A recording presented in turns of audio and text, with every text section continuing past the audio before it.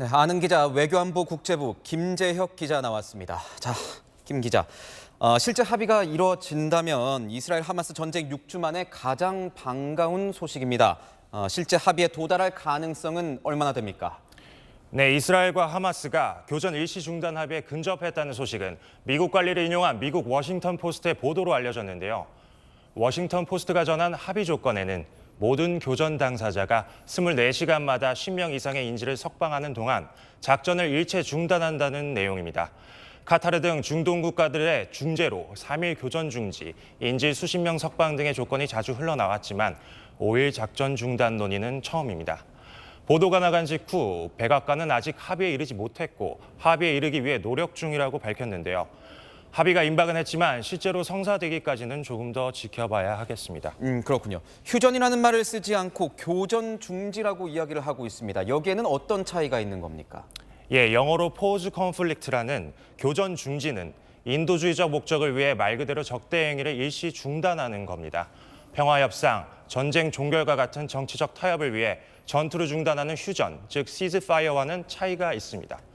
이스라엘 자위권을 지지하는 국가들은 장기간 이어질 수 있는 휴전을 합의할 경우 하마스의 재정비와 재건을 위한 시간만 벌어줄 것이라고 반대하고 있습니다. 그렇군요. 만약에 실제로 이 교전 중지가 이루어진다고 한다면 이스라엘과 하마스는 각각 무엇을 얻게 되는 겁니까? 네, 교전 중지가 성사되면 일단 가자 지구의 인도주의적 한계 상황에 숨통이 트일 것으로 보입니다. 특히 이집트에서 라파 국경을 통한 연료 등 인도적 물품 전달은 양측 전투 상황에 따라 들쑥날쑥했죠.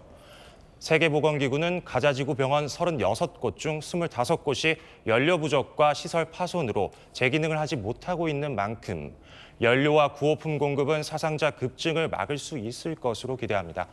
이스라엘에서는 인질을 석방해달라는 요구가 빗발치고 있는 만큼 매일 10명 이상 이스라엘 인질들이 석방된다면 네타냐후 이스라엘 총리에 대한 국내 비난도 다소 누그러질 것으로 보입니다.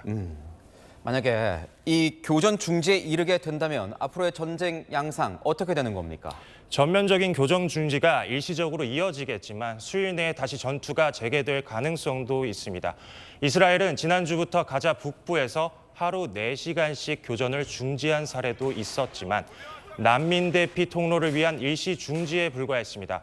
하마스를 협상 상대가 아닌 괴멸 목표로 보고 있는 이스라엘군은 남부 진격 재개로 2단계 지상전을 예고하고 있습니다.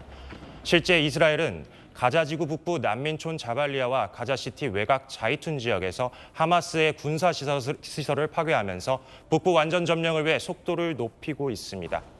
교전 중지가 합의에 이르지 못하거나 끝날 경우 하마스 지도자 신와르의 고향이자 세력 기반인 칸 유니스 등이 위치한 가자 지구 남부 지역으로 향하며 남부 진격이 본격화할 것으로 보입니다. 네, 지금까지 아는 기자였습니다.